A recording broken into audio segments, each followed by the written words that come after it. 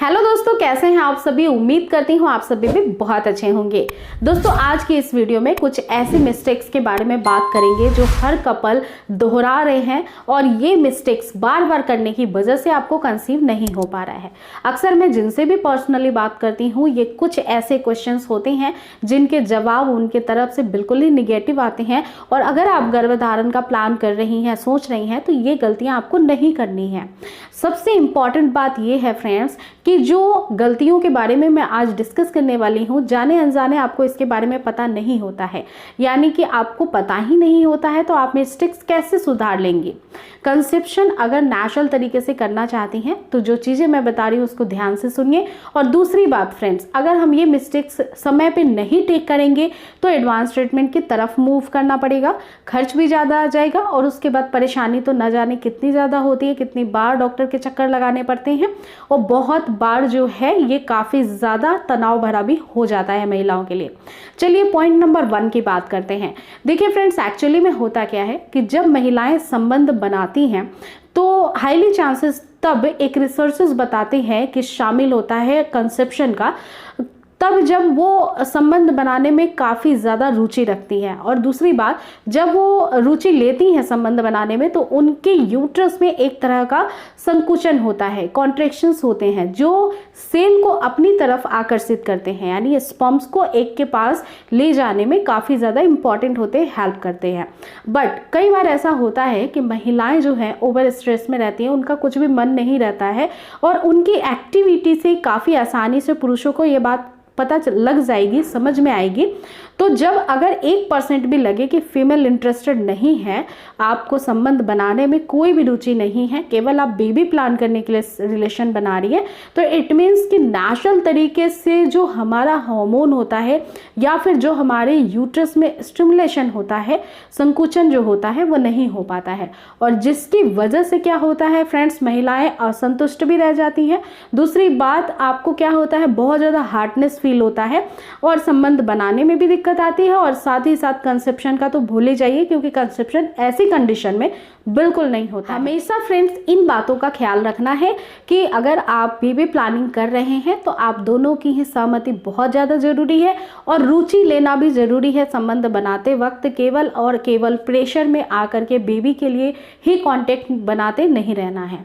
अब मैं दूसरी बात आपको ये बताती हूँ फ्रेंड्स, कई बार ऐसा होता है कि सही समय पे ओवुलेशन या फर्टाइल पीरियड की जानकारी नहीं होना। बेसिकली हर महिला के साथ मैंने ये देखा है, प्रॉब्लम होती ही है। उनको अपने पीरियड्स का साइकिल लेंथ पता नहीं होता है। साइकिल लेंथ पता होता है तो एग्जैक्टली ओवुलेशन के बारे में वो कैलकुलेट नहीं कर पाती हैं या फिर ओवुलेशन के सिम्टम्स को फील नहीं कर पाती हैं, क्योंकि उनको इसके बारे में पूरी नॉलेज नहीं होती है। तो फ्रेंड्स, सबसे पहले मैं ये बताना चाहूँगी कि ओवुलेशन जो होता है, जिस समय अंडोत्सर्जन होता है आपके शरीर से, वो वाला फेज बहुत इंपॉर्टेंट है। अंडोत्सर्जन के मैक्सिमम 12 घंटे पहले से संबंध बनाने का स्टार्ट करना है और 12 घंटे बाद तक भी संबंध बनाना काफ़ी ज़्यादा फायदेमंद साबित होता है। ये फर्टाइल विंडो जो होता है, इसमें कंसेप्शन के चांसेस अधिक होते हैं।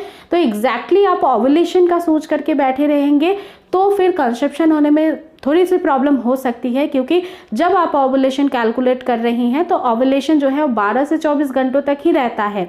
मान लीजिए कि एक आध दिन भी आपका लेट हो गया तो ओवुलेशन के दौरान जो एक बाहर आया है उसकी जीवन खत्म हो जाती है और फिर कंसेप्शन नहीं हो पाता है। इस वजह से आपको फर्टाइल विंडो से ही संबंध बनाना है, यानी कि मान लीजिए कि 13वें दिन आपका एग निकलने वाला है, आपकी ओवरी से फैलोपियन ट्यूब में आने वाला है, तो उस 13वें दिन से 2 दिन पहले से संबंध बनाना स्टार्ट करना होगा। इसीलिए बेसिकली जो आपकी पीरियड साइकिल होती है उसमें हम रेकमेंड करते हैं कि अगर एक on an average period cycle 30 days की है तो 10वें दिन से आपको एक दिन छोड़कर ऑल्टरनेटिव बेसिस पे या 1-2 दिन छोड़कर के भी रिलेशनशिप बनाने से बहुत अच्छा फायदा मिलता है। अब दोस्तों, मैं तीसरी पॉइंट की बात करूंगी, अर्ली एग्जैकुलेशन की प्रॉब्लम होना। ये पुरुषों में सबसे ज़्यादा अधिक देखा गया है कि या तो उनका सीमन बहुत पतला होता है जिसकी वजह से वो सब कुछ बाहर चला जाता है, या फिर फ्रेंड्स अर्ली एग्जैकुलेशन की प्रॉब्लम होती है। अब ये दो कंडीशंस ऐसी हैं जिसमें कि हेल्दी स्पर्म्स की रेशियो कम होती चली जाती है, क्योंकि जितनी थिकनेस होनी चाहिए उतनी नहीं मेंटेन होती है। फिर थिकनेस कम होने की वजह से बहुत ज़्यादा लिक्विड का बाहर आने का चांस होता है। तो ये प्रॉब्लम क्यों होती है? ये प्रॉब्लम दो रीजंस की वजह से होते हैं। एक तो आपका या तो स्ट्रेस काफ़ी ज़्यादा है, पुरुष को उनका जो माइंड है वो इस चीज़ के लिए प्रिपेयर नहीं है, क्योंकि सभी चीज़ें माइंड से ही होती है। फिजिकल मेंटल दोनों ही एक्टिविटीज़ काफ़ी ज़्यादा इंपॉर्टेंट है रिलेशन बनाते हुए, और ये हेल्दी भी होनी चाहिए। तो या तो काफ़ी स्ट्रेस है आपको, या फिर फ्रेंड्स आप काफ़ी ज़्यादा रिलेशन बना रहे हैं। अगर एक दिन का भी या गैप नहीं लेते हैं, आप कंटिन्यूसली रिलेशन बनाते चले जा रहे हैं, तो इससे भी रिसर्चेस बताते हैं कि सीमेन की क्वालिटी पतली हो जाती है। इसलिए सबसे पहला काम करें कि स्ट्रेस फ्री रहें। और तीसरा जो सबसे महत्वपूर्ण इसका रीजन होता है वो होता है कि आपका खान पान सही नहीं है। एक अच्छा डाइट, एक बैलेंस डाइट पुरुषों को लेना बहुत इंपॉर्टेंट है, ताकि 100% अच्छे क्वालिटी के स्पर्म्स को बनाने में उनका जो शरीर है वो योगदान दे सके। बट कई बार हमारा स्ट्रेसफुल लाइफ होने की वजह से ऐसा नहीं हो पाता है। समय पे खाना पीना नहीं खाते हैं, बैड हैबिट होती है स्मोकिंग की, या फिर ड्रिंक करने की लत होती है, अल्कोहल। तो ये सारी चीज़ें जो हैं वो फर्टिलिटी को ख़राब करती चली जाती हैं धीरे धीरे, क्योंकि आपके बॉडी में अगर आपको स्पर्म्स की अच्छी क्वालिटी चाहिए तो उसके लिए आपको विटामिन, न्यूट्रिशन, बैलेंस डाइट लेना बेहद इंपॉर्टेंट है। आपको ओमेगा 3 फैटी एसिड लेना चाहिए, और भी कई सारे ऐसे महत्वपूर्ण तत्व हैं जो कि केवल और केवल फ्रेश फूड, फ्रेश वेजिटेबल्स और फ्रेश आपको जो घर का खाना बना होता है उसी से न्यूट्रिशन मिलता है।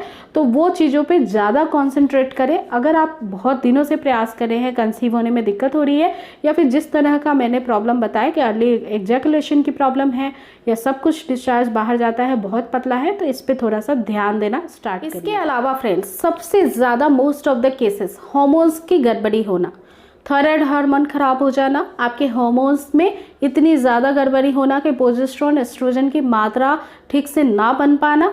इसके अलावा फ्रेंड्स ओवर स्ट्रेस लेना, जिसकी वजह से पीसीओडी, पीसीओएस की कंडीशंस डेवलप हो जाना, ये बहुत कॉमन रीजंस हो गए हैं। सबसे पहले जब इनफर्टिलिटी आप फेस करते हैं, आपको बेबी नहीं होता है, तो पहला टेस्ट आपके हार्मोन्स का ही कराया जाता है। हार्मोन्स की जाँच में फ्रेंड्स चेक की जाती है कि आपका एलएच हार्मोन यानी ल्यूटिनाइजिंग हार्मोन, प्रोजेस्टेरोन, एस्ट्रोजन, बाकी और भी कई सारे हार्मोन्स होते हैं, वो ठीक तरह से बनते हैं या नहीं बनते हैं। क्योंकि वो जब सही तरह से बनेंगे तभी अंडा आपके शरीर से बाहर आएगा, ओवरी से, वरना नहीं आएगा। उसकी क्वालिटी कम रह जाएगी, उसकी साइज़ कम रह जाएगी, वो मैच्योर नहीं होगा। ऐसे तमाम कारण हो सकते हैं, ऐसे तमाम परेशानियां उत्पन्न हो जाती है। तो हार्मोन्स बिगड़ना एक बहुत बड़ा जो है नेगेटिव थॉट है, नेगेटिव पॉइंट है, जो कंसीव नहीं होने देता है। हार्मोन्स को ठीक करने के लिए केवल और केवल 2-3 काम ही करना है। एक तो आपको एक्सरसाइज करना है, डेली बेसिस पे आपको एक्सरसाइज 30 मिनट्स के लिए तो करना ही है। साथ ही साथ एक बैलेंस डाइट लेना है, न्यूट्रिशनल फूड्स खाने हैं। इसके अलावा स्ट्रेस फ्री लाइफ लेना है। ये 3 काम आपने कर लिया तो आपके हार्मोन्स काफ़ी ज़्यादा संतुलित हो जाएंगे और प्रेगनेंसी कंसीव करना बहुत आसान हो जाएगा। इसके अलावा फ्रेंड्स आपको तमाम ऐसे टिप्स जो मेरे चैनल पे आपको रैंडमली मिलते रहते हैं डेली बेसिस पे, उसको देखिए, उसको फॉलो करिए, और कोई भी टिप आपके लिए बहुत ज़्यादा बेनिफिशियल हो सकती है कंसेप्शन नेचुरल तरीके से कराने में। तो उम्मीद करती हूँ ये छोटी सी बातों का जरूर ख्याल रखेंगी, अगली बार से ये गलतियों को नहीं रिपीट करेंगी, और कंसेप्शन आपको नेचुरल तरीके से हो जाएगा। और फ्रेंड्स साथ ही साथ आप अगर न्यू है चैनल पे, पहली बार मुझे देख रहे हैं, तो मेक श्योर सब्सक्राइब कर लीजिएगा, ताकि मोस्ट हेल्पफुल वीडियोस जो आपको प्रेगनेंसी कंसीव कराने की ओर ले जाएंगी वो पर डे आपको समय पे मिलते रहेंगे। इसके अलावा आप मुझे इंस्टाग्राम या फिर फेसबुक पेज पे भी फॉलो कर सकते हैं, जहाँ पे और हेल्पफुल टिप्स मैं शेयर करती रहती हूँ प्रेगनेंसी और इनफर्टिलिटी रिगार्डिंग। तो मिलती हूँ फिर नेक्स्ट वीडियो में जल्दी एक नई टॉपिक के साथ। अपना पूरा ध्यान रखिएगा। Take care guys, thanks for watching.